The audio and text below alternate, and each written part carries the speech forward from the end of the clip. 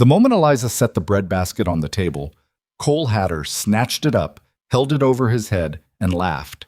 "Boys, look at this," he called out to the whole crew, loud enough for every man in the room to hear. "The fat woman finally baked something small enough to fit in one hand." He dropped the basket and the loaves tumbled across the dirt floor. "Feed that to the pigs. It's probably where she learned the recipe." Nobody moved. Nobody said a word.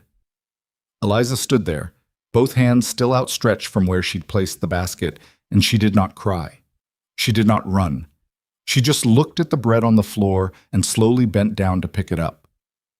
That image, a woman quietly collecting her work from the dirt while a room full of grown men watched in silence, is the moment this story truly begins.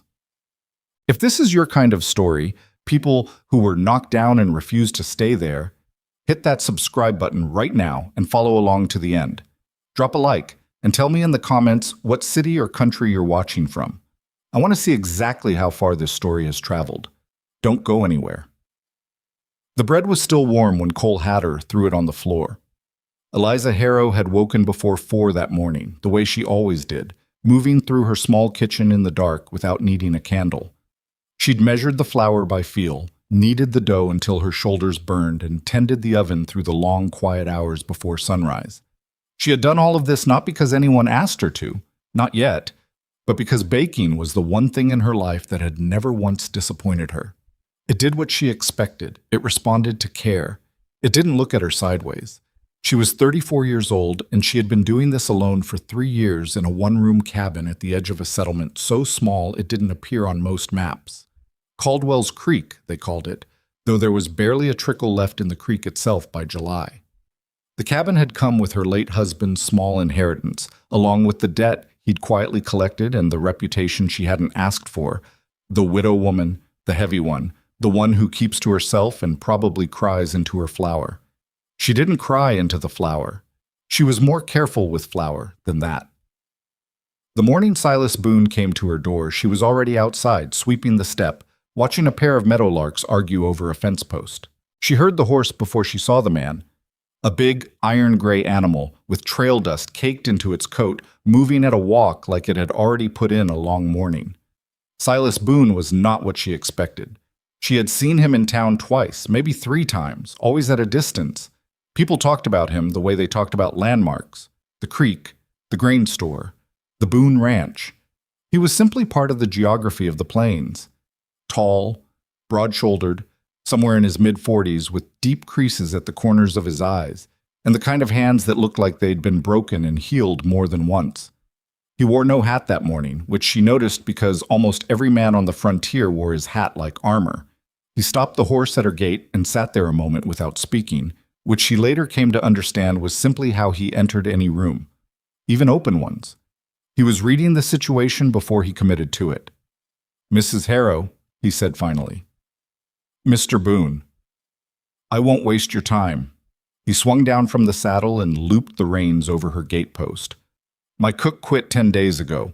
My crew's been surviving on what they can manage themselves, which isn't much. 3 men have already threatened to ride out if they don't get a decent meal by end of week." He paused. "I'm not here to negotiate. I'm here to ask." "There's a difference." Eliza kept her broom in her hands. "Ask then." "Come cook for my outfit. Temporary if you want it that way. I'll pay fairly, you'll have your own room, and I don't run a rough house." He looked at her directly when he said it, not at the cabin wall or the fence post or some middle distance over her shoulder the way men sometimes looked when they were embarrassed by what they were saying. He looked at her. "You have a reputation in the valley for good bread." "I have a reputation for other things too," she said. He didn't flinch. "People say what they want. I need someone who can feed 12 men 3 times a day without burning the kitchen down. Word is, you can do that." She should have said no. She had already decided to say no before the sentence was finished. She knew exactly how it would go. The stares when she first arrived, the whispers, the comments she wasn't supposed to hear. She was not naive about any of it. She had walked into rooms before and felt the air change. "Give me until noon to think on it," she said. He nodded, remounted the horse, and left without another word. No charm, no pressure, no attempt to convince her. Just the offer, left behind like something solid on her porch step. She stood there holding her broom long after the sound of hooves faded. What is the worst that happens? She asked herself. You already know how it feels to be mocked. You've survived that. You know how it feels to be invisible in a crowd, to be the thing people look at and look away from in the same second. You know all of that already. At least there, you'd be cooking. At least there, she'd be cooking. She packed a single bag. Not because she was certain, but because packing helped her think, and by the time she'd folded everything and latched the bag shut, she had made up her mind. She sent word to Silas Boone before noon. She arrived at Boone Ranch 2 days later on a borrowed wagon, her bag in her lap and both hands gripping the seat rail.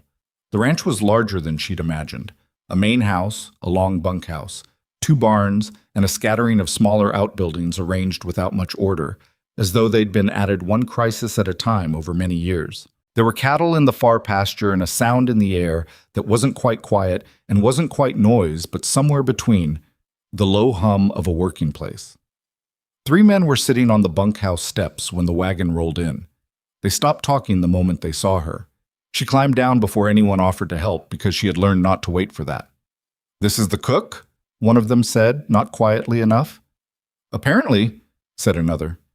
The third one, Cole Hatter, though she didn't know his name yet, stood up and crossed his arms and looked her over. The way you'd look at a horse you'd been asked to buy, but already planned to refuse. "You sure you didn't mix up the packages?" he called out to nobody in particular. "Feels like they sent us the supplies and left the cook back in town." The other 2 laughed. Eliza walked past them carrying her own bag and went straight to the kitchen door, which she had to push twice because it stuck in the frame. The kitchen was a disaster, not a violent disaster. Nobody had wrecked the place, but a quiet, exhausted one, the kind that happens when a space goes untended for too long. There was dried food on the stovetop, a half-empty sack of flour left open to the air, coffee grounds caked into a pot that had been rinsed but never really cleaned. The knives were dull. One of the oven door hinges was loose. The firewood stack beside the stove was low and poorly sorted. Green wood mixed in with the dry, which meant whoever had been using it hadn't known the difference or hadn't cared. She stood in the middle of it and took a slow breath. Worse things have needed fixing, she thought. Start somewhere. She started with the knives. By the time Silas appeared in the kitchen doorway 2 hours later, she had the stove burning clean, a pot of beans started, the flour sack resealed, and both cutting boards scrubbed. "Anything you need?" he asked. "New hinge for that oven door before it falls off entirely. A second cast iron if you have one. And whoever orders the supplies, tell them the cornmeal they bought last is ground too coarse. It's fine for mush, but it makes poor cornbread." He wrote it down on a small scrap of paper he pulled from his shirt pocket. "I'll see to it. One more thing." She turned from the stove to look at him. "I need to know now if there are going to be problems with the crew, not because I'll leave over it, I'm not delicate, but because I need to know what I'm working with." Silas was quiet for a moment. "There'll be some who think this is funny at first. That'll pass." "How confident are you of that?" "Reasonably," he said, and that was all. It was not exactly reassuring, but it was honest, and she had learned to value honest over reassuring a long time ago. The first full dinner she cooked was a simple one. Beans, cornbread made with what she had, a beef broth thin enough to be almost soup. She wasn't trying to impress anyone yet. She was learning the stove, testing the oven temperature, getting a feel for the drafts in the room. But she made sure it was hot, and she made sure there was enough of it, which already put her ahead of whatever they'd been eating. The men came to the table in waves, the way crews always did. The hungrier ones first, then the stubborn ones who made a point of being last. Cole Hatter came in with 2 others at the far end of the second wave, already talking, already taking up space. He sat down, looked at the food, looked at Eliza where she stood near the stove, and said nothing.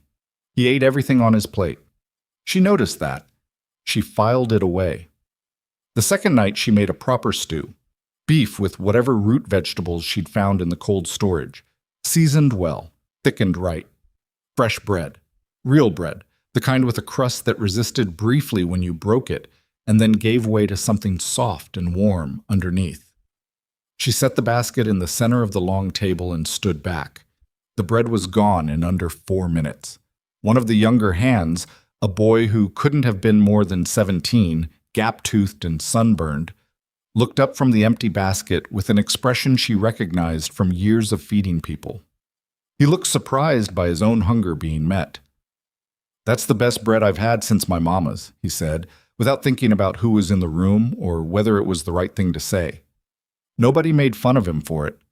Even Cole Hatter was quiet. It was a small thing, but small things were where everything real started. On the fourth morning, she came into the kitchen to find it colder than it should have been. The firewood she'd stacked carefully by the stove the night before was gone. Not burned, gone. The entire stack, moved or taken. She stood there in the dark, cold kitchen and understood immediately that this was not an accident. She went out back to the woodpile and hauled what she needed herself. 3 trips in the dark before sunrise, her arms aching by the third load. She had breakfast on the table at the usual time. She said nothing about the wood, but she watched. Cole Hatter came to breakfast that morning with his sleeves rolled down despite the warmth that was starting to build outside. He sat at the far end of the table with 2 men she'd started thinking of as his particular shadows. Denny Marsh, who was built like a fence post and talked like one, and a quieter man named Pharaoh, who always seemed to be waiting for Cole to decide what to think before he committed to anything. She put a plate in front of Cole herself, looked him directly in the eye when she set it down. He met her gaze. "Morning," he said, like it cost him something. "Morning," she said, and moved on. That afternoon, she found that someone had replaced the kitchen woodpile without being asked. She didn't know which of the other men had done it, and she never asked. But she noted it, the way she noted everything, quietly, without making it mean more than it meant, but without letting it disappear either. The bread incident came on the 6th day. She had spent extra time on those loaves because she'd found a small amount of rosemary in the back of the dry goods shelf, and she'd worked it into the dough the way her mother had shown her when she was 7 years old. The result was something that didn't just smell like bread. It smelled like memory, warm and particular, the kind of smell that could stop a person in a hallway and make them think of something they hadn't thought of in years. She placed the basket on the long table just as the men were sitting down for the noon meal. Cole Hatter grabbed it before she'd even straightened up. He held it over his head with one hand, grinning at the room. "Boys, look at this," he said, loud and easy, like a man who'd rehearsed it just enough to sound like he hadn't. The fat woman finally baked something small enough to fit in one hand. He shook the basket for effect, and 2 of the loaves tumbled out and hit the dirt floor. "Feed it to the pigs. That's probably where she picked up the recipe." Laughter from a few places at the table. Not all, not even most, she registered that, but enough to fill the room with it. Eliza watched the bread hit the floor. She did not make a sound. She crossed to where the loaves had fallen, bent down slowly, and picked them up. She set them back in the basket. She looked at the floor where they'd been. No real damage done. The kitchen floor was reasonably clean. She kept it that way. And then she looked at the basket again. "I'll make more if these aren't enough," she said to the room at large. Not to Cole. To the room. She turned back to the stove. Behind her, she heard something shift. Not noise exactly, more like the quality of the silence changed. She didn't turn around to see why. What she didn't see was Silas Boone, who had been standing in the kitchen doorway since before the breadbasket hit the floor. She didn't see him look at Cole Hatter with a long, flat expression that had nothing warm in it. She didn't see Cole's grin slowly lose its certainty. She was already back at the stove. She was already making more bread. That evening, after the supper dishes were done and the kitchen was quiet and the light outside had gone the deep orange, it turned for about 40 minutes before full dark in late summer. She sat at the kitchen table with a cup of coffee and let herself feel everything she'd been setting aside all day. Her hands were wrapped around the cup.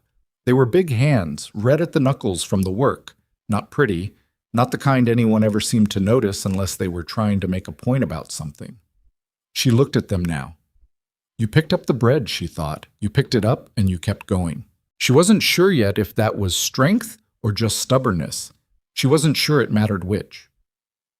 Outside the kitchen window, the prairie had gone quiet the way it did after sunset. That huge particular silence that had no bottom to it. She had been afraid of that silence when she first moved to the frontier. Now it felt less like emptiness and more like space. room for things to exist without having to explain themselves. She finished her coffee. She washed the cup. She banked the fire for morning and went to bed. She was back in the kitchen before 4, the way she always was. The dark didn't bother her. She knew where everything was. She started the bread. The woodpile was full every morning after that. She never saw who did it. She stopped trying to figure it out. Some things on a working ranch happened the way weather happened. You didn't need to understand the mechanics to be grateful for the result. The wood was there, the stove got lit, the bread went into the oven, and the day started the same way it always started, with her hands in something that needed doing. What changed was subtler than she expected, and it didn't happen all at once. It started with the gap-toothed boy. His name was Tommy Fitch, she'd learned, 17 years old, first season away from his family's farm in Missouri.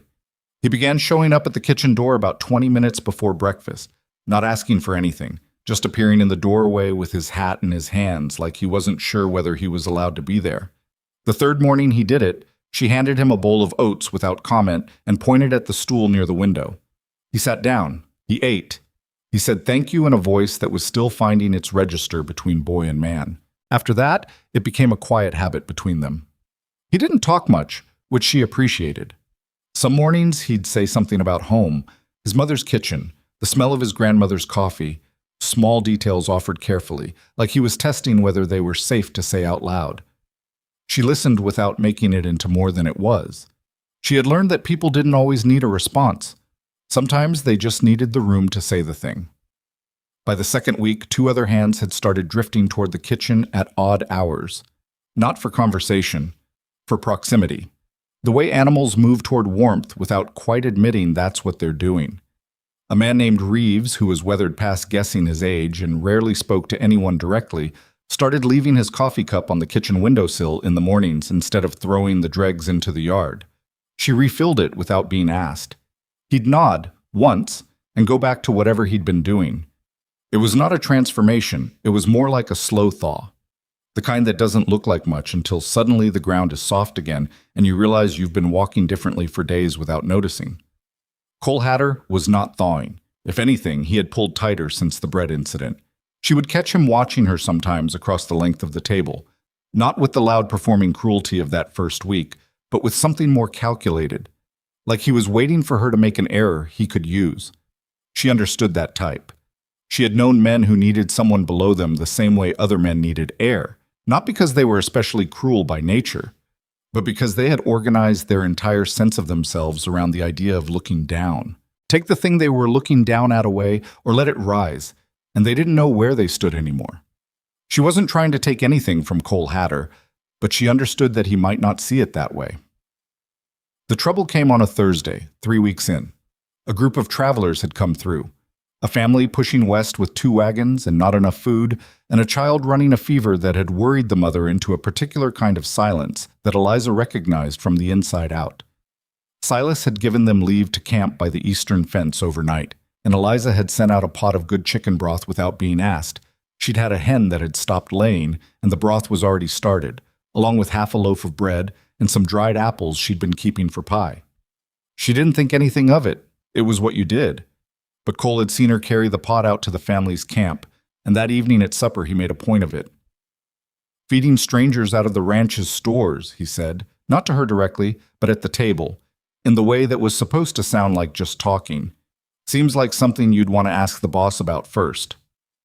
The table went quiet in the specific way it went quiet when something was going somewhere nobody was sure about. Eliza was at the stove. She didn't turn around. "I used my own hen," she said. "Ask Mr. Boone if you want to check." Wasn't just the hen. The bread was from the end of yesterday's batch, would have gone stale by morning. She set a ladle down. "You're welcome to the math if you'd like to do it, but it comes out to nothing that wasn't already spoken for or going to waste." Cole's jaw moved in a way that meant he was deciding whether to push further. She could hear it in the silence. "I just think it's something to think about," he said finally. "People here work hard for what this ranch produces." "That child had a fever of 103, Eliza said.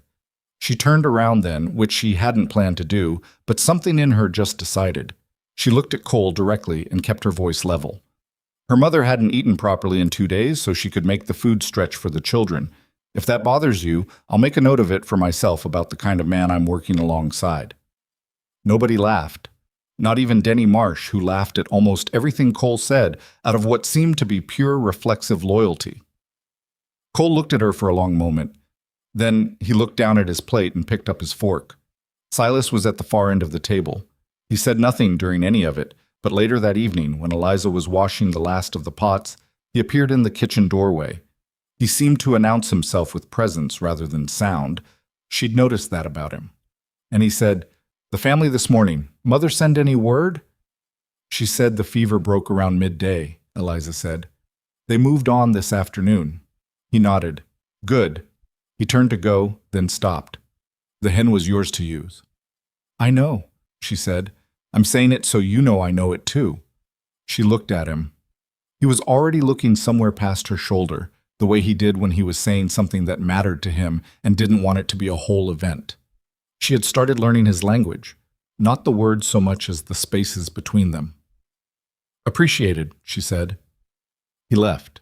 She stood at the sink for a moment after the sound of his boots faded, holding a pot she'd already washed, and noticed that her heartbeat had done something irregular that she was not going to spend any time thinking about. She put the pot away and went to bed. The following week brought heat, the kind that sat on the plains like something with weight, pressing down from a sky that had gone white instead of blue. Working in a kitchen in that heat was its own particular endurance. The stove had to stay lit. The bread had to be baked. She soaked rags in water and kept one on the back of her neck and worked through it the same way she worked through everything, one task at a time, not looking at the whole of it. The men were short-tempered in the heat. That was normal. She'd seen it before. The way physical discomfort compressed a person's patience down to almost nothing, how the smallest thing could catch fire when the air was already at 100 degrees.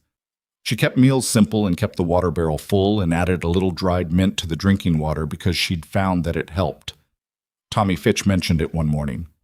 "The water tastes different." "Mint," she said. He considered this.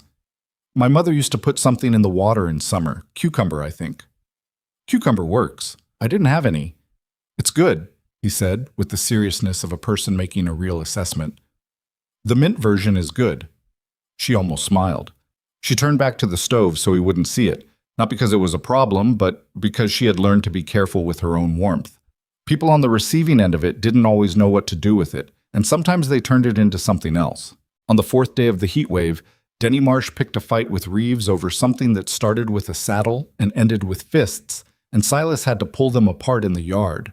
Nobody was seriously hurt, but the mood at supper was combustible in the specific way of men who have been too hot for too long and are now also embarrassed about having been too hot for too long. Eliza made pie. She had been saving the dried peaches for the right moment, and she decided this was it. Not because pie fixed anything, but because it interrupted the pattern of a bad day, and interrupting patterns was sometimes all you needed. She put 3 pies on the table at the end of supper, just set them down without comment, and went back to the stove. The table was quiet for a moment. Then Reeves said in a voice that was still rough from the afternoon, "Is that peach?" "It is," she said. Another silence. "Well," Reeves said, "that was all. Just well." But he had 2 slices. She counted. Even Cole Hatter took a piece, which he did without acknowledging it in any direction, just reached across and cut himself a slice and ate it. And when the plate in front of him was empty, he pushed it back from the edge of the table. A small gesture, but at Boone Ranch he had learned that small gestures were the ones that counted. After the pie, the table's temperature, not the weather, the atmosphere, came down a few degrees. Not all the way. Men who'd nearly fought at noon don't forget it over dessert.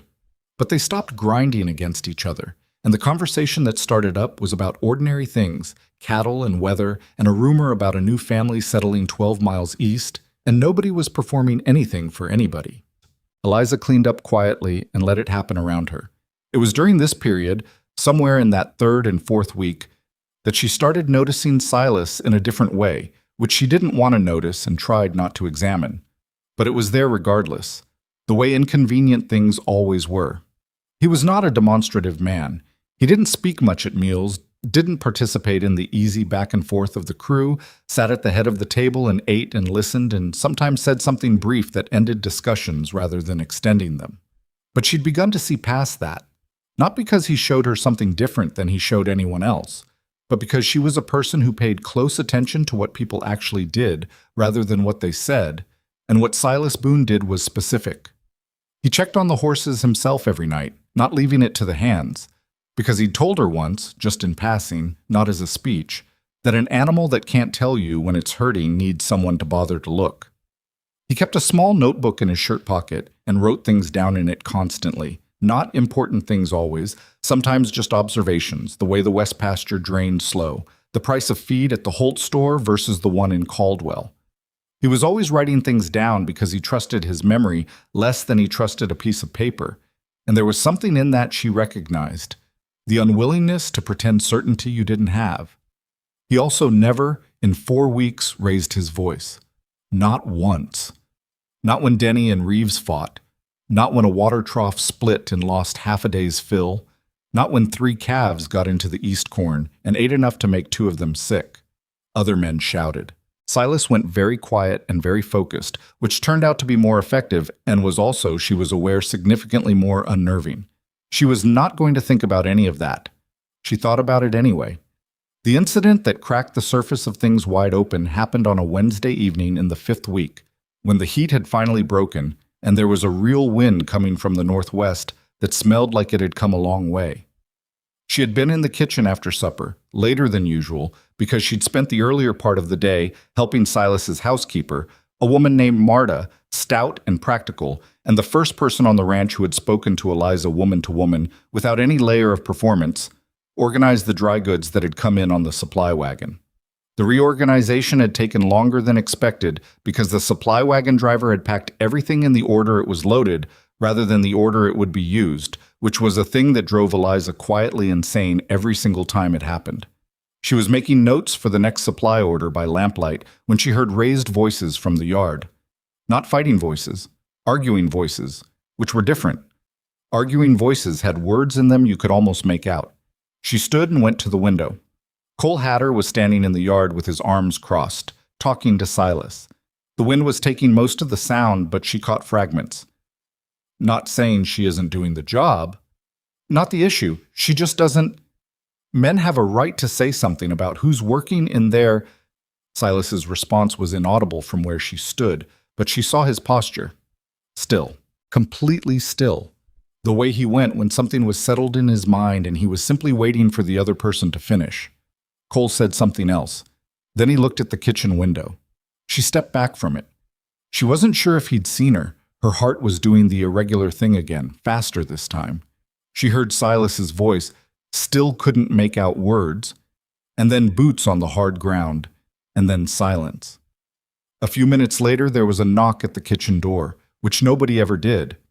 People at Boone Ranch came and went through doors without knocking, because there was always someone working and a knock always interrupted something. She opened it. Silas stood there with one hand on the doorframe and the wind moving past him. He looked tired in a way she hadn't seen before. Not exhausted, just worn to a particular edge. "Can I come in?" he said. She moved aside. He came in and stood in the middle of the kitchen the way men sometimes stood in kitchens, like they weren't sure what the rules were. She went back to the table and her supply list and waited. "Cole's been asking me to consider making a change," he said. She kept her pen on the paper. "A change." "In the kitchen." "I understood what you meant." She looked up. "What did you tell him?" Silas met her eyes. "I told him the kitchen hasn't run this well in 3 years. I told him the crew is eating better than they have since I started this outfit. And I told him that the opinions of men who are fed, sheltered, and paid by this ranch are welcome to me except when they're about things that are none of their business." She sat back in the chair. "And he said?" "He said some things.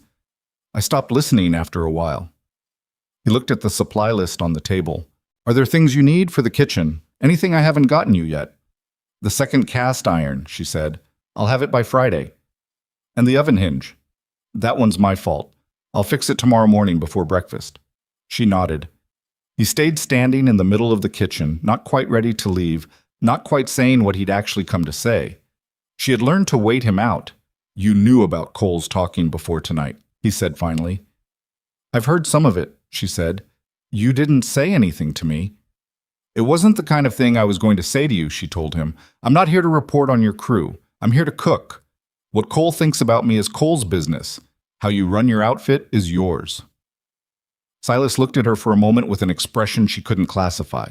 Not admiration exactly, not surprise exactly. Something in the territory between them. Right, he said. He left. She sat at the kitchen table for a few minutes without writing anything on the supply list. The lamp made a small sound in the quiet, a slight hiss, and the wind outside had picked up further, pushing at the walls in intervals. He came to tell you, she thought. He didn't have to. He came to tell you anyway. She picked up the pen. She finished the supply list. The next morning, the oven hinge was fixed. She noticed because the door swung clean and quiet for the first time since she'd arrived, and she stood there for a moment holding it open and then letting it close, feeling the clean, solid click of it, and something in her chest settled in a way that was completely out of proportion to a repaired hinge, and she was not going to think about that either. Cole Hatter came to breakfast that morning without Denny Marsh and Farrow flanking him, which was unusual enough that Tommy Fitch noticed and raised his eyebrows at Eliza from across the kitchen. She gave him a look that meant eat your oats and mind yourself, and he did. Cole sat down and ate in silence. Afterward, as men were filing out and she was starting to clear plates, Cole stopped at the kitchen door. He didn't turn around. He just stopped, with his hand on the frame, and stood there for a moment. The peach pie was good, he said. Then he walked out. She stood in the kitchen alone, a stack of plates in her hands, and the morning light coming through the east window, and she had absolutely no idea what to do with that. So she washed the plates. She started on lunch. She thought about Cole's 4 words for the rest of the morning without meaning to. The peach pie was good. It wasn't an apology. She knew that. It wasn't close to one. But there was something in the way he'd said it, facing the door, not her, like the words were easier to release when he wasn't looking at anyone, that told her it had cost him something. Small men didn't spend anything they didn't have to. The fact that he'd spent even that much meant something had shifted, even if neither of them could say exactly what. She didn't forgive him. She wasn't built that way. Quick forgiveness, clean slate, fresh start. That was a story people told themselves to feel uncomplicated. What she was built for was watching, waiting, taking in information over time, and adjusting her understanding accordingly. Cole Hatter had shown her who he was in the first week. He was showing her something different now. She was filing both things away and making no conclusions yet. That was how she had survived the last 3 years. Slow conclusions. No rushing toward anything, especially not toward the things she wanted to be true. The week that followed, Cole's 4 words was a quiet one in the way working places sometimes went quiet. Not peaceful exactly, more like everyone had decided, without discussing it, to put their heads down and get through what needed getting through. The summer was tipping toward its far edge, and there was a particular kind of pressure that came with that on a cattle ranch, the feeling of things needing to be done before the season turned, fences checked and rechecked, stores counted, the cold weather preparations that always seemed to arrive before you were ready, regardless of how early you started. Eliza felt it too, that seasonal urgency, though hers expressed itself in the kitchen. She began preserving in earnest, whatever came in from Marta's kitchen garden, whatever the supply wagon brought that could be put up for winter. She spent 3 days putting up tomatoes, her hands stained red to the wrist, the kitchen running 10 degrees hotter than the already warm air outside because the canning required the stove at full heat for hours at a stretch. Marta worked alongside her for part of it, the two of them moving around each other in the small space with the easy efficiency of women who had spent their lives navigating kitchens that weren't quite big enough. "You don't have to do all this," Marta said on the second afternoon, wiping her forehead with her sleeve. "There's usually a woman comes from town to help with the putting up." "I don't mind it," Eliza said. "I like having my hands in something." Marta looked at her sideways in the way she had, a look that took inventory without being unkind. "You like being too busy to think," she said. Eliza didn't answer that, but she didn't deny it either. Marta had a quality she'd come to value, which was that she said true things without making them into attacks. It was rarer than it should have been.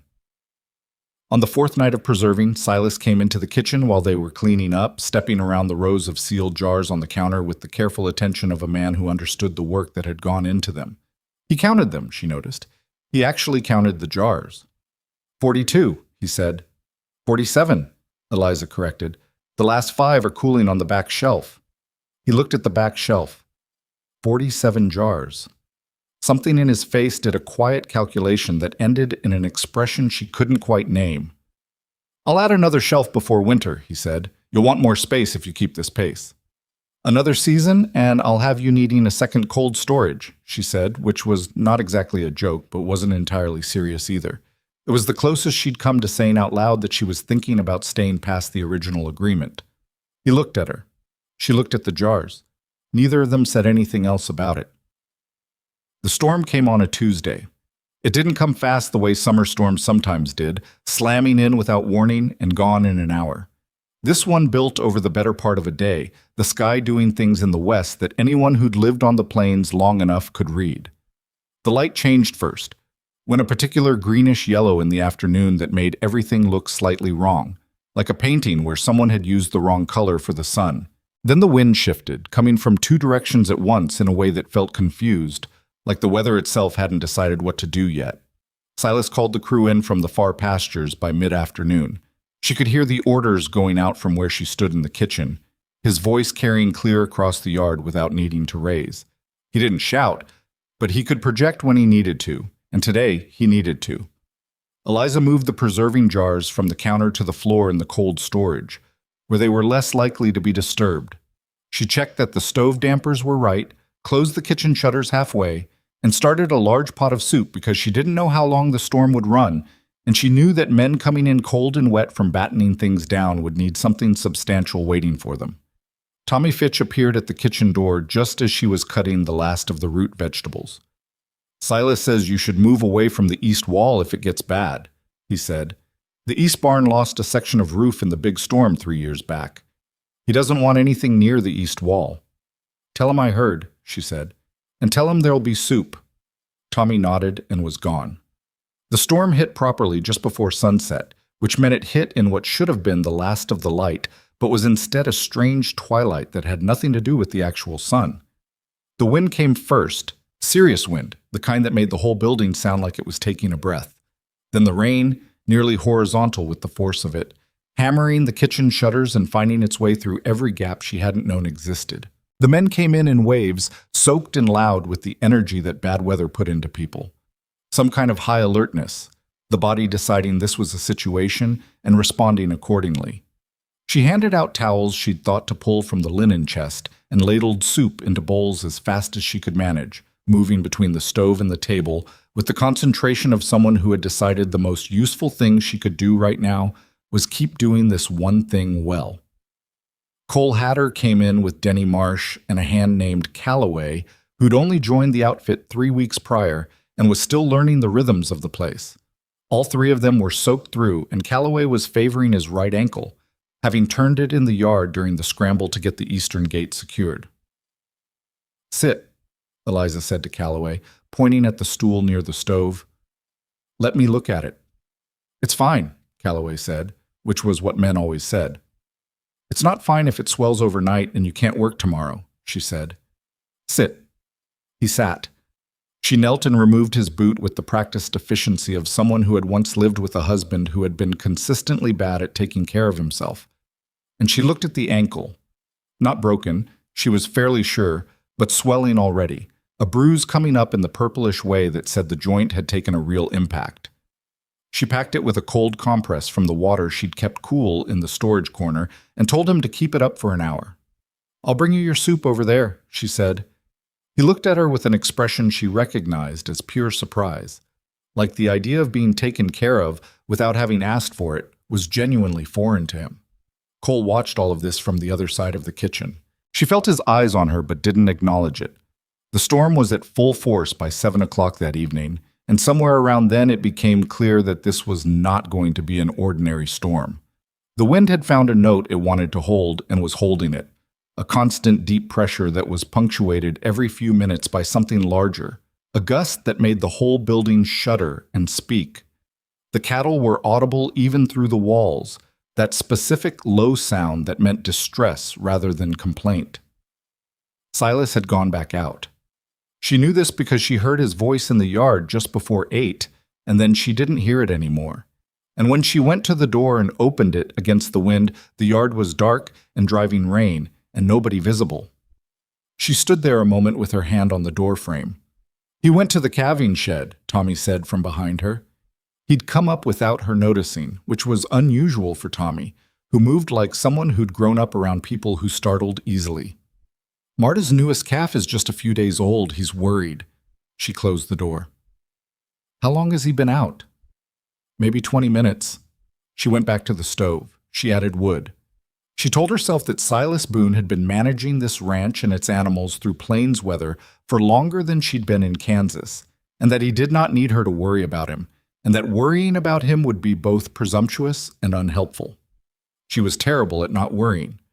40 minutes later, the kitchen door blew open. It wasn't opened. It blew open, the wind catching it at the wrong moment, slamming it back against the wall. And Silas came through it carrying something against his chest with both arms, soaked entirely through, his dark hair plastered flat and water running off him in streams that immediately began pooling on the kitchen floor. He was breathing hard. What he was carrying was a calf, small, newborn small, its legs hanging limp and its eyes shut, soaked and shivering with the deep, involuntary shudder of something that had gotten too cold too fast. "The shed roof section went," he said, without preamble. "East section. 3 of them spooked and ran. This one went down in the mud." He looked at Eliza. "Warm water, not hot, and whatever you've got that's clean and dry." She was already moving. She pushed the large stock pot, the one she used for the soup, emptied now, closer to the stove and filled it with water from the reservoir, checking the temperature with her elbow the way you would for an infant, because the principle was the same. She pulled the kitchen towels, the good thick ones she kept on the top shelf, and spread them on the floor near the warmth. Silas laid the calf down on them and knelt beside it, and she knelt across from him, and they worked in the close, urgent way of people who have found a shared task and are fully inside it, all the social geography between them temporarily dissolved. She rubbed the calf's flank with firm, steady pressure. He worked on its legs. The animal was breathing. She could see that, the small rib cage moving, but it was weak breathing and the shivering hadn't lessened. "Come on," Silas said under his breath. Not to her, just to the animal, or to the situation, or to nothing in particular. "Tell me about the other 2, she said, because she thought he needed something to hold on to. "Reeves got one back in before the gate went. The other one," he stopped, "worked. I don't know." "Reeves is good," she said. "If anyone's got the other one, it's him." He looked at her briefly. "Yeah," he said. Just that. They were quiet for a while after that, the storm providing more than enough noise for the room, and the calf's shivering began slowly to change in character, less violent, more even, the rhythmic kind of shivering that meant the body was working at regulating rather than just reacting. Its eyes opened, dark eyes, wet, confused, taking in the ceiling of the kitchen and the 2 people leaning over it with the specific bewilderment of the very young in unfamiliar circumstances. "There," Eliza said. Silas exhaled. It was a sound she'd never heard from him before. Not relief exactly, more like the releasing of something he'd been holding compressed in his chest for the past hour. He sat back on his heels and pushed his wet hair off his forehead with one hand and looked at the calf, which was now attempting to raise its head with the determined, uncoordinated effort of something that had no idea how legs worked yet, but was going to find out. "You need dry clothes," Eliza said. "I need to check on the—" "You need dry clothes first," she said. "You're dripping on my floor and you'll do no good to anything if you catch pneumonia." He looked at her. She looked back. "There are spare shirts in the mudroom," he said finally. "Left shelf." "I know where the mudroom is." She stood up. "I'll get them. You stay with the calf." She brought back a dry shirt and the heavy canvas work pants that had been hanging on the far peg and set them on the table without making it an event, then turned her attention to the calf while he changed, because the alternative was not looking somewhere, and she was not going to stand in the kitchen managing where her eyes went like a person who needed to manage that. When he came back to the calf in dry clothes, the animal had gotten its front legs under itself and was making small sounds that were more complaint than distress. Silas knelt again and examined its legs, its breathing, the color of its gums with the focused attention he gave everything he cared about. She watched his face do the quiet work of assessment. "It'll do," he said. "It will," she agreed. He looked at her then, really looked at her, the way he sometimes did when he had something to say that he wasn't sure about yet. The kitchen was very warm from the stove. Outside, the storm was still going, though it had started to feel less like the peak of something and more like the long tail of it. The lamp was making its small sound. The calf had its chin on Silas's knee and had apparently decided this was acceptable. "You're not what I thought you were," he said. She held that for a moment. "What did you think I was?" "Someone doing a job," he said. "Someone who'd be good at it and leave when something better came along." "That's a reasonable thing to think," she said. "I know, that's not—" He stopped, started again. "What you did tonight, and before tonight. The family with the sick child. Tommy Fitch in the mornings. Calloway's ankle." He was looking at the calf, not her, when he said it. "You don't do things because it's required of you. You do things because you see what needs doing, and you do it." "Most people are that way," she said, "when the situation calls for it." "They're not," he said, and there was no argument in his voice, just a flat certainty. "They're not, actually."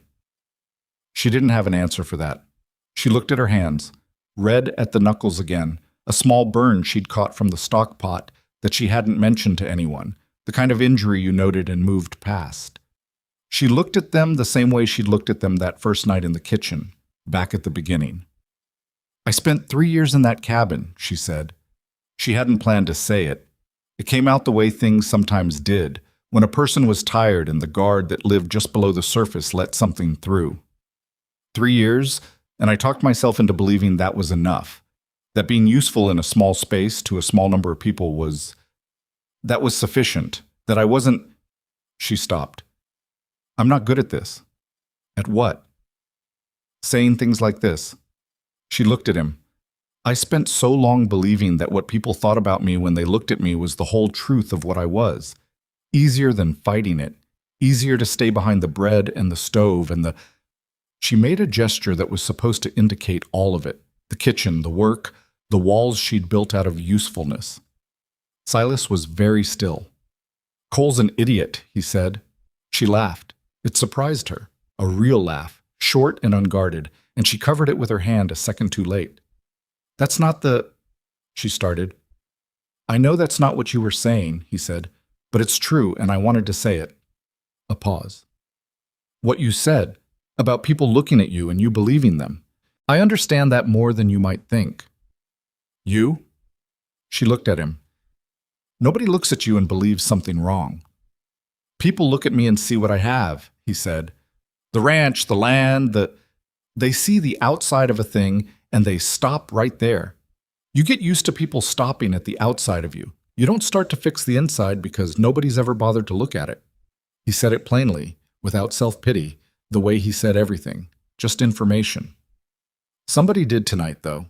You asked me about the calves to give me something to hold on to. I noticed that." She looked at him. He looked at the lamp, not her. "You need to eat something," she said finally. "The soup's still warm." "Yeah," he said. She got up and served 2 bowls and set them on the table, and they ate beside the stove while the calf slept on the kitchen towels, and the storm went slowly about the business of finishing itself. They didn't talk about what had been said. There was nothing to add to it yet, but the space between them was different than it had been. Not smaller, but changed in quality, like the air after rain. Sometime after 10, Reeves came in through the back door with mud to his knees and the look of a man who has been at war with the weather and come out ahead. He stood in the doorway taking inventory of the kitchen, the calf on the floor, the 2 of them at the table, the soup pot, and he said nothing about any of it. "The other calf?" Silas said. "She's fine. Got her in the east stall." He looked at the animal on the kitchen floor. "How's that one?" "Coming up," Silas said. Reeves nodded. He looked at Eliza. She handed him a bowl of soup without being asked, and he sat down at the far end of the table and ate it, and outside the wind was finally beginning to lose its conviction, dropping in stages from serious to persistent to merely annoying, and the rain thinned and then thinned again. By midnight, the storm was over. The damage wasn't catastrophic, but it wasn't nothing. The east shed section would need significant repair, 2 fence sections in the south pasture were down, and the old gate at the creek crossing had pulled out of the ground entirely and would have to be rehung from scratch. Silas made notes in his small notebook by lamplight while Eliza banked the stove for the night, and the calf slept on the kitchen floor, and neither of them said anything that wasn't necessary. When she finally went to her room, she lay on her back in the dark and looked at the ceiling and thought about what he'd said. Somebody did tonight, though. She was not going to build a story out of 4 words. She knew what happened when you built stories out of small things. You ended up living inside the story instead of the actual situation, and actual situations had a way of being significantly different from the stories you told about them. She turned on her side. She made herself breathe evenly. She made herself stop thinking. It didn't work for a long time, but eventually it did, the way most things eventually did when you stop trying to force them and just let the tiredness take over. She slept. And when she woke before 4, she lay there for a moment in the dark and noticed that the feeling she woke with was not the flat, preemptive resignation she'd carried for 3 years. It was something else. She couldn't name it cleanly. It was something that required more information before it could be properly identified. She got up. She went to the kitchen. She started the bread. The calf survived. She named it nothing because it wasn't hers to name, but Tommy Fitch called it Storm when he came into the kitchen the next morning and found it still there, still on the towels, sleeping with the absolute commitment of something that had been through an ordeal and earned its rest. Silas let the name stick without comment, which meant he didn't mind it, and by the end of the week, Storm was in the pasture on unsteady legs, learning that grass existed and was apparently acceptable. The ranch repaired itself the way working places did, not all at once, not cleanly, but steadily, one problem at a time. The east shed section took 4 days of work, and the wrong lumber arriving twice before the right order finally came through. The south fence went up faster because Silas worked it himself alongside the crew rather than directing from a distance, which she noticed and which the crew noticed, though nobody said anything about it directly. The creek gate took a full week because the ground where the posts needed to go had been undermined by the storm runoff and had to be packed and dried before anything would hold. Eliza watched all of this from the kitchen and from the periphery of the yard, learning the shape of the place in the way you only could after something broke it open a little. Disasters had a quality of honesty to them. The storm had stripped some of the performance away from everybody. Cole's careful cruelty, Silas's careful distance, her own careful smallness. And what was underneath was not prettier necessarily, but it was more real, and real was something she could work with. Cole Hatter was different after the storm. Not transformed, she wasn't building that story, but different in the specific way of a man who has been made to see something about himself that he would have preferred not to see. She had watched him that night, soaked and serious, following Silas's instructions without the usual performance of reluctant compliance. She had watched him carry the injured Calloway's share of the work without being asked, without commenting on it, without turning it into a thing. She didn't know what the storm had rearranged inside Cole Hatter, and she didn't need to. She only needed to adjust her own understanding accordingly, which she did. What she did not adjust, not yet, was anything having to do with Silas. The morning after the storm, he had been up before her, which had never happened. She came into the kitchen at just past 4 and found the fire already started. Not her fire, she could tell immediately because the wood arrangement was different, set the practical way rather than the efficient way. And a pot of coffee on the stove that was past the point of drinkable but still warm. He had made coffee and gone back out before she arrived, leaving behind evidence of the attempt the way a note might leave behind evidence of a thought. She poured the coffee, drank it because it was there, and started the bread. She did not let herself think about it. She thought about it anyway, in the peripheral way she thought about everything she'd decided not to focus on, a kind of low background hum that was there whether she attended to it or not. The problem with Silas Boone, the specific problem she was having, was that he was not performing anything. She was skilled at recognizing performance. She had lived close enough to loneliness for long enough that she could identify the varieties of false warmth people deployed when they wanted something, could feel the difference between attention and genuine interest. Silas was not performing interest. He was just interested, in the flat, undramatic way that some people were interested in things. The calf's recovery, the fence repair, the supply list, her. He looked at her when she spoke. He wrote things down that she mentioned. He fixed the oven hinge, which she kept thinking about because it was such a small thing, and he'd done it before breakfast and said nothing about it, and that was a kind of care that required no audience, which was the only kind she had ever trusted. She did not know what to do with any of it. What she knew how to do was cook, so she cooked. The week after the storm, she made a full apple cake. She'd found 36 sound apples in the cold storage that Marta had put up in August, slightly past their fresh best, but exactly right for baking. And it came out of the oven at precisely the moment the crew came in from the day's last work, which was either good timing or the result of 3 years of knowing how ovens and men behaved on late afternoons in September. The smell alone stopped 3 men in the doorway. Tommy Fitch actually made a sound. Not a word, just a sound. Involuntary, the kind you made when something hit the right place after a long day. "Sit down," she said, because they were all still standing in the doorway like they'd forgotten how rooms worked. They sat. She served the cake warm with a little cream she'd been saving from the morning's milk, and the table was quiet in the way it only went quiet when everyone's mouth was occupied with something that had their full attention. Even Reeves, who had been in a dark mood since the storm, because the East Shed damage had included a toolbox he'd had for 20 years, and which had gotten crushed under the fallen section, looked up from his plate with an expression that wasn't quite gratitude but was adjacent to it. Silas was at the end of the table. He didn't make a sound the way Tommy did, didn't change his expression in any obvious way, but he had a second slice, which for him was the equivalent. After supper, while she was cleaning up, he came to the kitchen doorway. This was becoming a pattern, and she had decided not to notice that it was a pattern. "Harvest socials in 2 weeks," he said. "Town puts it on every year. The crew will want to go." "All right," she said. "You'd be welcome to come." She turned from the sink. "Me." "It's for everyone," he said. "Town event. Food, music, that kind of thing. People come from out of ways." She understood what he was saying, and she understood what he was not saying, and she stood there with her hands still wet from the washing up and thought about it honestly. A town event meant people. People who knew her from the settlement, who knew what she looked like, who had opinions they'd formed in the 3 years she'd been living in her cabin keeping to herself. It meant being looked at in a crowd, which was its own particular exercise.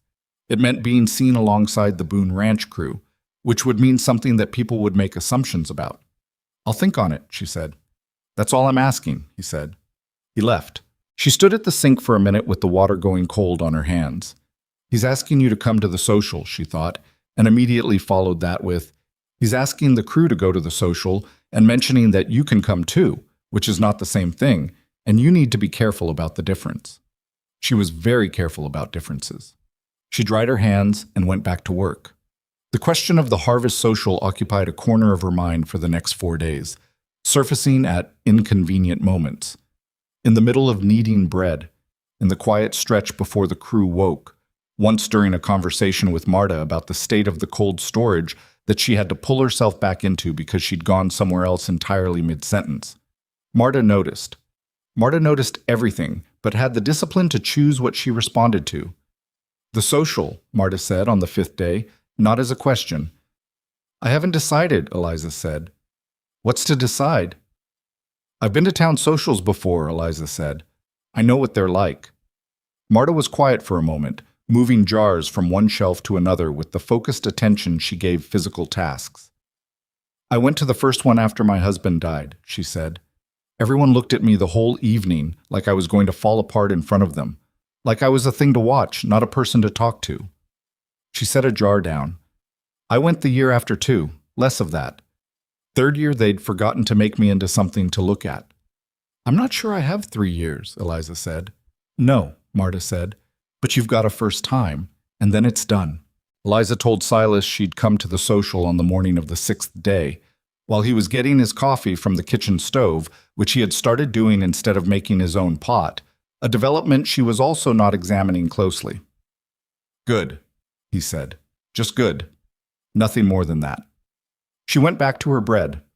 The social was on a Saturday, held in the large cleared space behind the grain store that the town used for gatherings when the weather allowed. By the time the Boone Ranch wagon rolled in, there were already 40 or 50 people there, women in their better dresses, Men cleaned up to varying degrees of success, children running the specific frenetic run of children who have been sitting still in wagons for an hour and are making up for it comprehensively. Eliza had worn her dark blue dress, which was not her fanciest. Her fanciest was cream-colored and impractical for a working woman's wardrobe, which was why she'd worn it exactly once and then folded it away. But it was the one that fit her best, and that she felt like herself in, which was the only criterion that mattered. She stepped down from the wagon before anyone offered a hand, the same way she always did. The first person she saw from the settlement who she recognized was Agnes Pruitt, who ran the dry goods counter and had a mouth that functioned as a second full-time occupation. Agnes saw her, saw who she'd arrived with, and did the specific pause and recalibration of a person filing information away for future distribution. Eliza nodded at her. Agnes nodded back. That was that. The evening was not easy and not terrible. It was the complicated middle thing that most real experiences were when you were honest about them. People looked at her. She had expected that. And some of the looking was the ordinary looking of people at someone they didn't recognize or didn't know well, and some of it was the particular looking she'd been bracing for. She let it all happen without reacting to it, because reacting to it gave it more weight than it deserved. Tommy Fitch found her near the food tables halfway through the evening, slightly breathless from some energetic and apparently competitive thing he'd been doing with 3 other young men involving a rope and a fence post.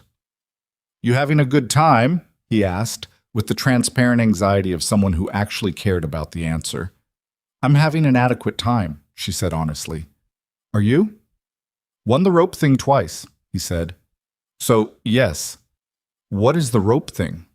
He explained it with the animated detail of someone who found it significantly more interesting than the description made it sound. She listened and asked a genuine question about the mechanics, and he brightened in the way he brightened in the kitchen mornings, when someone was paying attention to what he was saying without waiting for him to finish so they could say something else. Cole Hatter, of all people, materialized beside them during this conversation. He had a cup in one hand and the slightly formal posture of someone who was in a public setting and conscious of it. He looked at Eliza and then at Tommy, and then at the general vicinity of the food table. "They've got a decent cider going," he said, "if you want some." It took her a moment to realize he was including her in that. "Thank you," she said. He got her a cup. He didn't make a thing of it. He handed it to her and started talking to Tommy about the rope competition, and she stood there with the cider and thought, quietly and without drama, that people were capable of changing in ways you didn't expect, and that this was something worth remembering. Silas found her when the evening was most of the way through. She had been talking to a woman she didn't know, a widow from 12 miles east, sharp-eyed and practical and funny in a dry way that took a moment to catch. And she looked up, and he was there at the edge of the conversation, waiting. "Am I interrupting?" he said.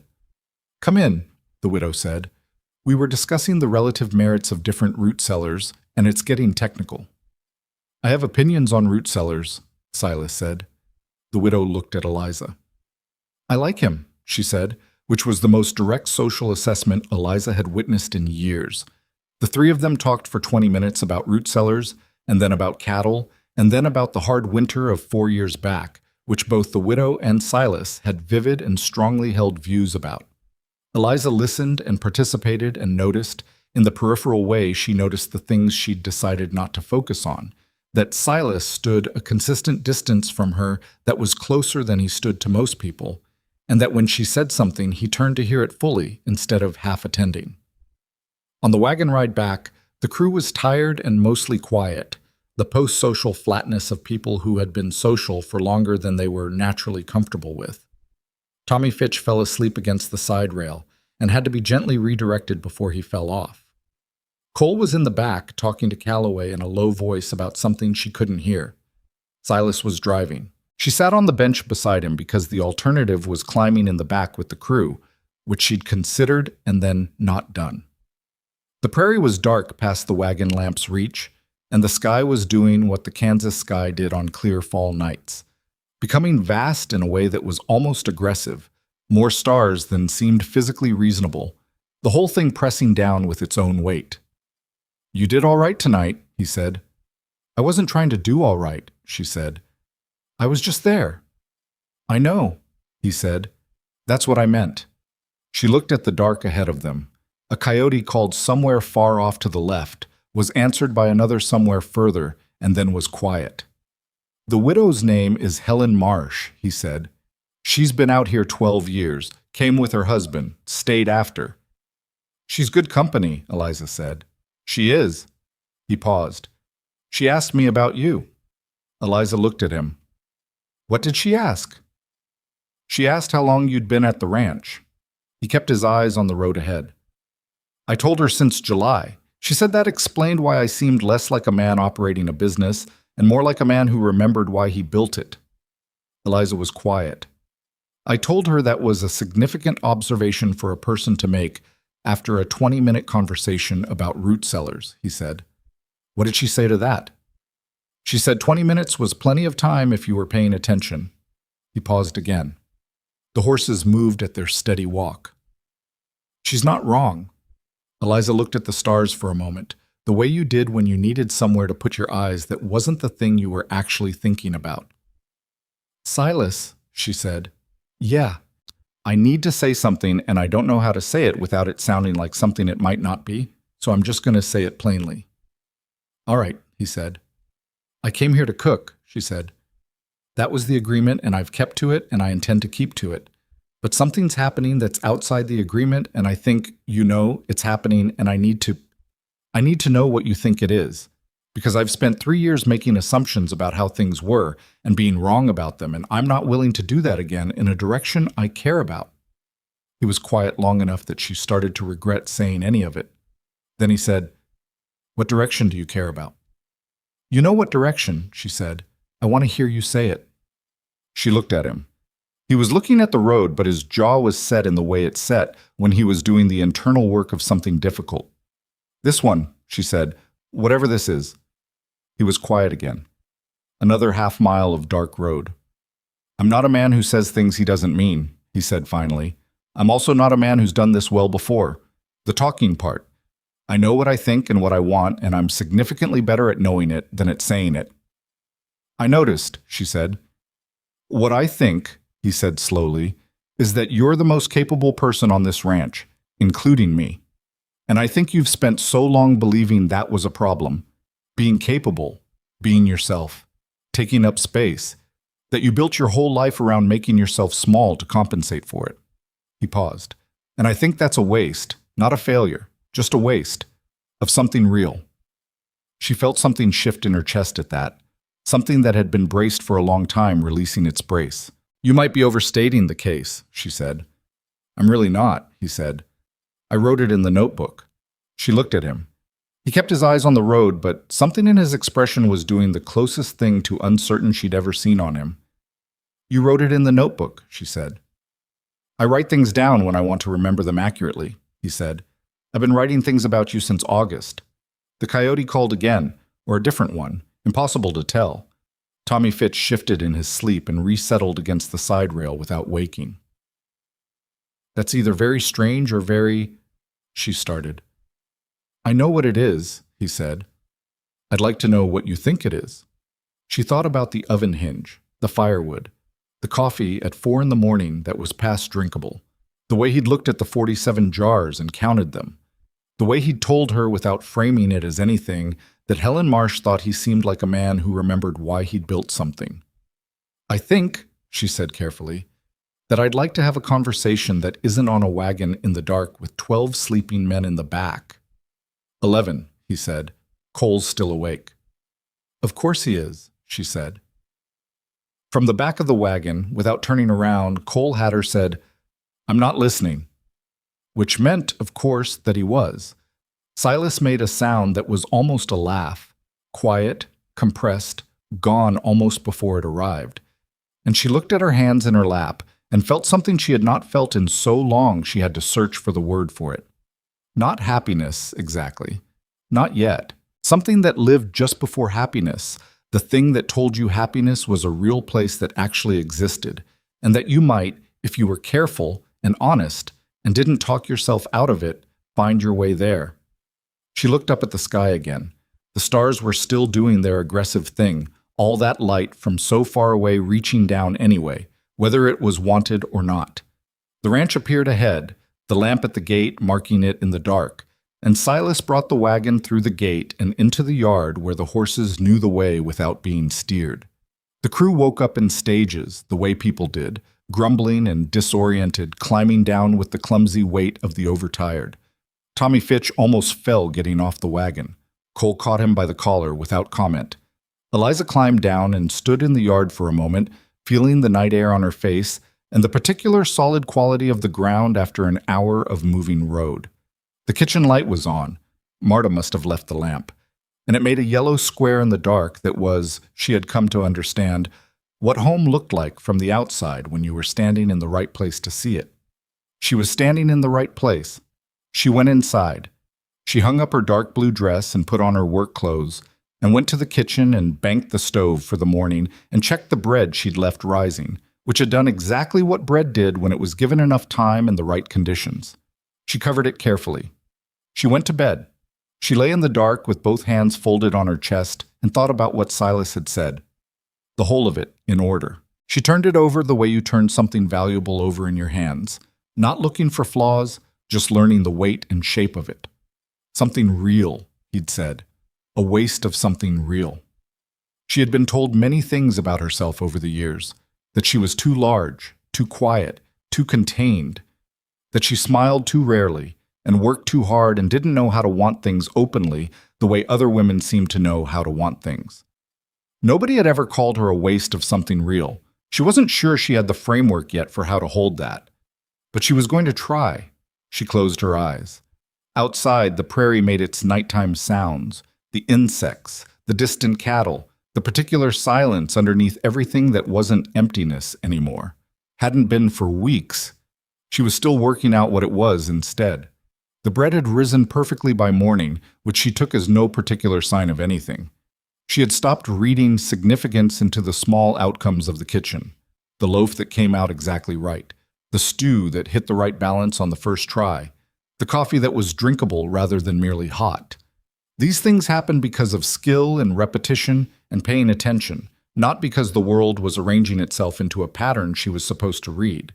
She had learned that lesson the hard way, back when she'd been the kind of person who looked for signs because looking for signs felt better than looking at the actual situation. The actual situation this morning was that she had said something real to Silas Boone in the dark on a wagon road, and he had said something real back, and Cole Hatter had heard all of it, and the bread had risen, and she had slept better than she had in recent memory, and it was 6 a.m. and 12 men needed breakfast. She punched the dough down and shaped it and put it back to rise for the second time and started the eggs. Silas came in before the crew. He did not make a production of it. He came in the way he always came in, through the back door, with his hat already on, and he got his coffee from the stove, and he stood near the window where the morning light was coming in at the low, flat angle it came in at this time of year, and he looked out at whatever he was looking at, which she couldn't see from the stove. "I want to have that conversation," he said, without preamble. "I know," she said. "Not this morning. Too many things need doing after the storm." "I know that too." "Tonight," he said. "After supper, if you're willing." She turned the eggs in the pan. "I'm willing." He drank his coffee. She cooked. The morning did its morning things around them. The sounds of the bunkhouse waking up, boots on the ground outside, the distant complaint of cattle in the early light. None of it was dramatic. It was just the texture of the day beginning, and she was in it, and that was something she'd learned to recognize as enough. The crew came in and ate and went back out, and the day arranged itself around the work that the storm had left behind. She could hear the repair progress from the kitchen in the same way she'd learned to hear everything at Boone Ranch, through the specific quality of the sounds, who was shouting and who was quiet and what the silences meant. By mid-morning, she had bread cooling on the rack, a stew started for the noon meal, and a small crisis involving the cold storage that required her to reorganize the second shelf entirely because the weight distribution had been wrong and 3 jars had cracked overnight. The cracked jars she noted and set aside and did not grieve, because grieving lost preserves was a luxury you couldn't really afford on a working ranch, and also because she had made 47 jars and losing 3 left 44, which was still more than when she'd started. Marta found her in the cold storage and stood in the doorway watching her restack. "You look different," Marta said. "I look the same," Eliza said. "No," Marta said, with the absolute certainty of a woman who paid attention and did not equivocate about what she noticed. "You don't." Eliza moved a jar of tomatoes to the lower shelf where the weight sat better. "Marta." "I'm not saying anything else," Marta said. "I'm just observing." She went away, and Eliza finished with the cold storage and went back to the kitchen. And the stew was fine, and the bread was good, and the noon meal came and went without incident, and the afternoon moved at its particular pace, and she was aware, in every part of it, that there was a conversation waiting at the end of the day. She had not been good at waiting, once. She had been the kind of person who reached for things ahead of schedule, who tried to resolve uncertainty by moving toward it faster than it was ready to be resolved. The frontier had changed that. 3 years in a cabin alone on the plains had given her a relationship with waiting that was not resigned but not anxious either, a kind of steady willingness to let the time pass that the thing required. She put that to work now. Supper was a straightforward meal. The stew, the bread, a dried apple compote she'd put together from the remains of the preserving apples. The crew ate and talked and did the ordinary end-of-day things, and she moved through all of it with the particular focused calm of someone who has made a decision and is waiting for the conditions to catch up with it. After the last man filed out, she cleaned up the kitchen in the systematic way she always did, working from the far counter back toward the stove, and she was drying the last of the pots when Silas came back. He was carrying 2 pieces of firewood, which was unnecessary because the woodpile beside the stove was adequate, and she understood that he needed something to do with his hands, the way people sometimes needed something to do with their hands when they were about to say a thing. He set the wood down beside the stove. She hung up the cloth she'd been using. They looked at each other. "I've been thinking since last night about how to start this," he said. "I don't have a good answer." "Then don't start it well," she said. "Just start it." He pulled out the bench from the table and sat down. She sat across from him. The lamp was between them, making its small sound. "I'm 46 years old," he said. "I built this ranch from 120 acres and a borrowed mule, and I have made every decision about this place correctly except the personal ones, which I have made badly or not at all, and I am aware of which of those 2 is worse." He put his hands flat on the table. "My wife left 12 years ago. She left because I was better at knowing what this ranch needed than at knowing what she needed, and she was right to leave. And I'm not telling you that to excuse anything. I'm telling you because it's the truth of what I am, and you should have it." Eliza looked at his hands on the table. They were the hands of someone who had worked this land for a long time, marked by that work in ways that didn't wash off. "You think that disqualifies you," she said. "I think it's information that matters," he said. "All right," she said. "Here's mine. I was married for 4 years to a man who was kind and well-meaning, and who also thought that what I was, what I looked like, how much space I took up, was something to apologize for. Not cruelly. He never said anything cruel, but he apologized for me in small ways all the time, and I let him because I thought he was right to." She looked at the lamp.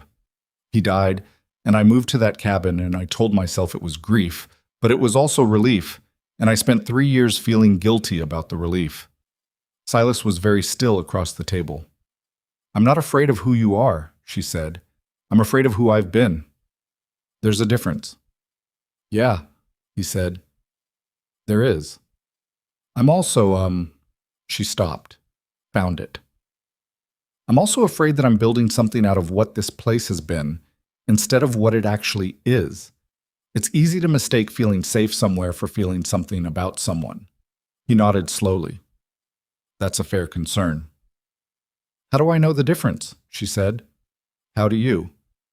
He thought about it, really thought, not the pause before a prepared answer, but the actual work of a person who takes questions seriously. "I wrote your name in the notebook in August," he said, "before the storm, before the social. I wrote it next to a note about the supply order because you'd said something about the cornmeal that I didn't want to forget, and afterward I kept seeing your name there and kept thinking it looked—" He stopped. "It looked like it belonged." She held that. That's not evidence, she said, but her voice had gone softer than she meant it to. I know, he said. I'm not offering it as evidence. I'm offering it as what it is, which is a thing I noticed and couldn't unnotice. He met her eyes. I'm not asking you to decide anything tonight. I'm asking if you're willing to find out. She looked at him for a long moment. The man across the table from her was not uncomplicated. He had a failed marriage and a notebook full of observations and a crew that watched everything that happened in this kitchen and an entire county of neighbors who would have opinions about whatever she said next. He communicated in understatement and firewood and pre-dawn coffee left on the stove. He was not easy to know, and she suspected he was not always easy to be close to, and she understood that because she wasn't always easy either. Yes, she said, I'm willing to find out. Something changed in his face. Not dramatic. Nothing with Silas was dramatic, but real. A slight release, like a muscle that had been braced letting go. Okay, he said. Okay, she said. They sat at the table for another hour, talking. Not about anything that resolved into conclusions, just talking, the real kind, the kind where you find out how a person moves through ideas and what they circle back to and what they avoid and what they say when they're not trying to say the right thing. She told him about her mother's kitchen and the rosemary bread and the specific smell of flour and cold morning air that she had carried around with her since she was small. He told her about the first winter on the ranch, alone, when the well froze and he'd had to haul water from the creek twice a day for 6 weeks, and had spent those weeks understanding, for the first time, that a place wasn't worth anything if there was no one to share it with. She walked to her room that night and stood inside her door for a moment with her hand still on the latch, and she noticed that she was not going to lie awake translating what had happened into warnings. She was just going to let it have happened. That was new. October came in dry and gold, and October was busy in the way the season demanded. The last of the preserving, the preparations for winter, the annual cattle count that Silas ran with his ledger and his notebook, and a precision that the crew found simultaneously reassuring and slightly exhausting. Eliza ran her kitchen through all of it, adjusting the meals as the weather shifted, moving toward heavier food as the air turned, the soups deeper, the bread richer, the portions bigger because working in the cold burned more and the men needed more. She and Silas talked most evenings, and the talking became its own kind of habit, unremarkable to her in the best way a habit could be unremarkable, a thing that had slid into the structure of the day so naturally that its absence would have been the notable thing. The crew noticed. Of course they did. 12 people could not share a space and fail to notice the shifting relationship between two people in it. Tommy Fitch was transparently pleased in the way of someone who roots for things openly and without strategy. Reeves said nothing, but began leaving 2 cups on the kitchen windowsill in the mornings, which was its own kind of commentary. Even Denny Marsh, who had spent the first 2 months following Cole's lead on the subject of Eliza's presence, had somewhere around week 8 started bringing firewood to the kitchen without being asked, which she suspected was his way of acknowledging something he didn't have the vocabulary to say directly. Cole Hatter was the one she hadn't expected. In the second week of October, on a gray morning when the first real cold had come down overnight and the kitchen smelled of the cinnamon she'd added to the oatmeal, Cole came in earlier than usual. Not Tommy Fitch early. Earlier even than that. The crew was still in the bunkhouse. The kitchen was just her and the stove and the particular quiet of early mornings. He stood in the doorway, hat in his hands, which was unusual. He turned it by the brim, twice. "I need to say something," he said. She kept stirring the oatmeal. "All right. What I did when you first came," he said. "The bread. And the other things." A pause. "That was—" He stopped, tried again. "I don't have a good reason for it that makes me look like something other than what I was." She looked at him. "I had a reason," he said, "just not a good one. There was a woman before I came here. She left, and I was—" He stopped again. "That's not an explanation. I'm not trying to make it one.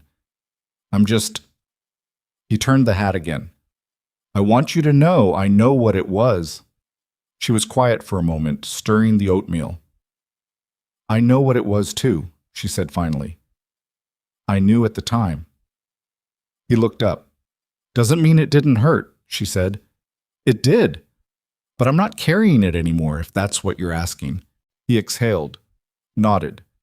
That's what I was asking. Sit down, she said. There's oatmeal.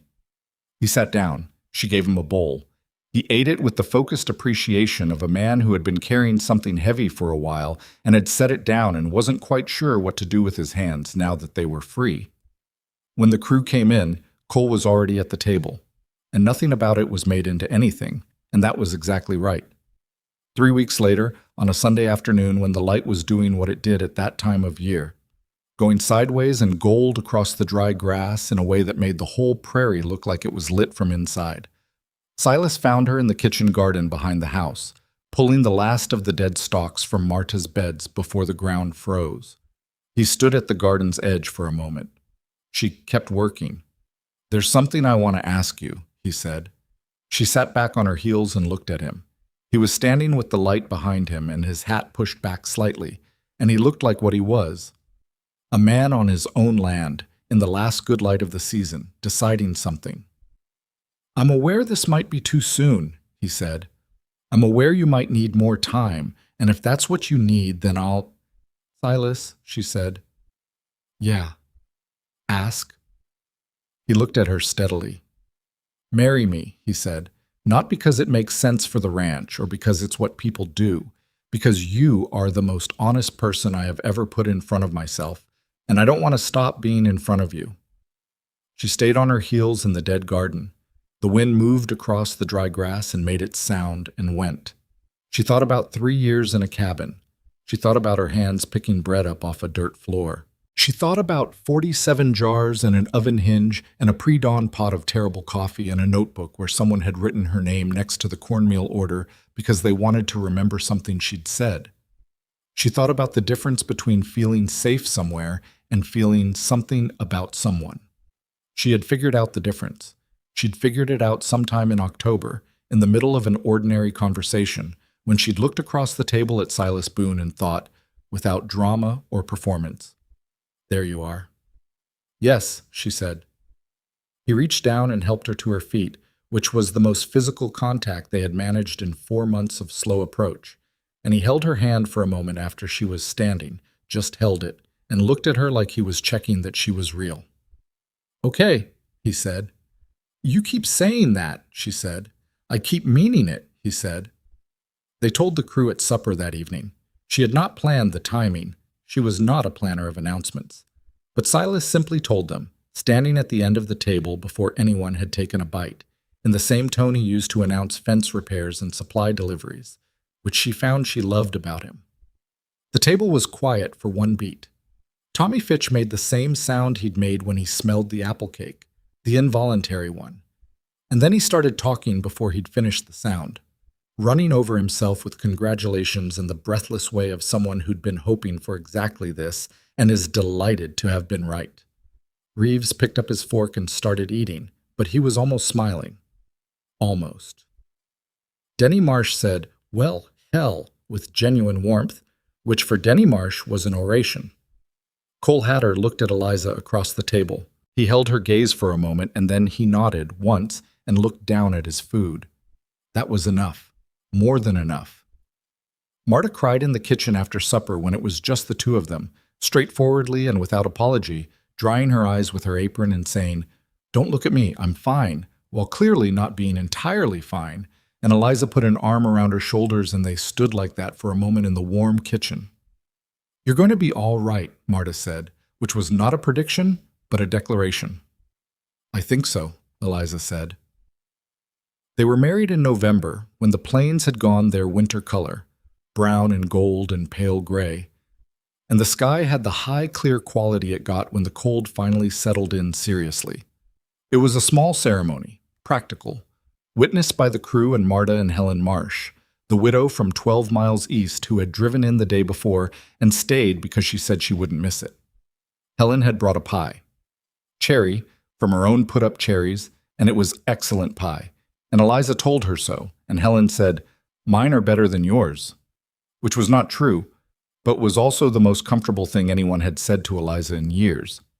Said by someone who liked her enough to compete with her. Agnes Pruitt in town had opinions. Some other neighbors had opinions. There were people in the county who found the match surprising or unorthodox or worth discussing at length in the grain store, and they discussed it, and their discussions reached Boone Ranch the way news traveled in that country, which was fast and slightly distorted by the time it arrived. Silas dealt with these opinions the way he dealt with most outside pressure. He didn't. He went about his work. He answered direct questions directly and ignored the ones that weren't asked to his face. When one of the neighboring ranchers made a comment at the feed store about Silas marrying he paused, searching for whatever word he'd decided on, and Silas looked at him with the flat, patient expression that Eliza had come to recognize as the one that meant he was letting the other person hear what they'd said in the silence after saying it.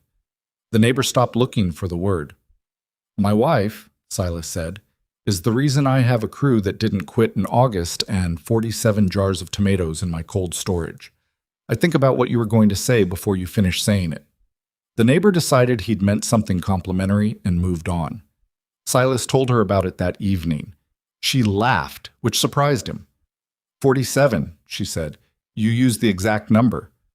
"I wrote it down," he said, as if this were obvious. She laughed again. He looked at her laughing, and something in him settled into a kind of peace that he hadn't known he was carrying the absence of. The winter that followed was hard, the way Plains winters were hard. Not catastrophically, not the kind of winter that broke things, but the kind that pressed on you steadily from November through March and required a consistent, undramatic response. She kept the kitchen running, he kept the ranch running. They did these things alongside each other, which was different from doing them near each other, and the difference was the whole thing. She learned the further texture of him, that he slept lightly and woke easily and lay in the dark, sometimes thinking about the ranch's debts, with an intensity she could feel from the other side of the bed, that he could not fix a thing in the house without checking and rechecking the result, that he heated up slowly in arguments and cooled down quickly, the opposite of what she'd expected, that he was a better cook than he let on because he'd fed himself alone for years and had developed competencies he was modest about. He learned her, that she cried exactly once, during the February that was the hardest, about the cabin she'd left behind, and the husband she hadn't grieved fully, and the 3 years she had not gotten back, and she cried it all in about 4 minutes, and then washed her face and made bread. That she had opinions about nearly everything, and expressed most of them only when asked, and when asked, she expressed them fully. That she was a worse sleeper than he was, and often read by a small lamp in the kitchen in the early hours while the rest of the house and ranch were still. One of those early mornings, in the deep cold of January, he came into the kitchen and found her at the table with her lamp and a book she'd borrowed from Helen Marsh, and he made coffee without asking if she wanted any and sat down across from her with his own cup, and neither of them said anything for a while. "You don't have to stay up with me," she said. "I know," he said.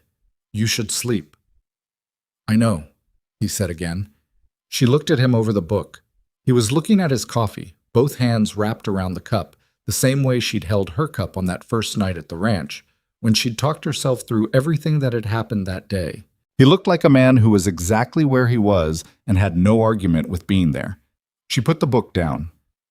"What are you thinking about?" she said. He looked up. "The east pasture drainage," he said. "And you?" "Not in that order." She looked at him for a moment. "What about me?" "I'm thinking," he said, "that the thing Helen said, at the social, about me seeming like a man who remembered why he built something." He paused. "I've been thinking about that all winter, what it means." "And?" "And I think it means that a person can do a right thing for a long time for the wrong reason," he said. "I built this ranch because I needed to build something, and the prairie was what I had, and cattle were what I knew. That's a sufficient reason, but it's not. It doesn't sustain you past a certain point. You need a reason that has another person in it." She looked at the lamp between them. "I'm not a reason," she said. "I'm a person." "I know the difference," he said. "I spent 12 years not knowing it. I know it now." She reached across the table and put her hand over his, which were still wrapped around his cup, and left it there. He turned his hand over under hers. Outside, the Kansas winter pressed against the walls in its steady, impersonal way, and the kitchen was warm, and the lamp made its small sound, and none of it was extraordinary. That was the thing she'd had to learn, that the extraordinary was usually wearing the clothes of the ordinary when it arrived. It didn't announce itself. It just showed up in the kitchen at 4 a.m. and made bad coffee and fixed the oven hinge before breakfast and looked at 47 jars and wrote your name in a notebook next to the cornmeal order because they wanted to remember what you said. She had spent years waiting for something to look like what she'd always been told it would look like. She had almost missed the real thing because of that. Because the real thing looked like two people sitting at a kitchen table in January with bad coffee and a book from a neighbor and the drainage problem in the east pasture still unsolved. She understood now that this was not the consolation version. This was the actual version. The actual version always looked a little worn at the edges and never quite finished and slightly impractical because it was real, and real things had those qualities. She was 35 years old. She had picked bread up off a dirt floor and gone back to the stove. She had driven a wagon into uncertainty because she understood that staying small was just a slower way of disappearing.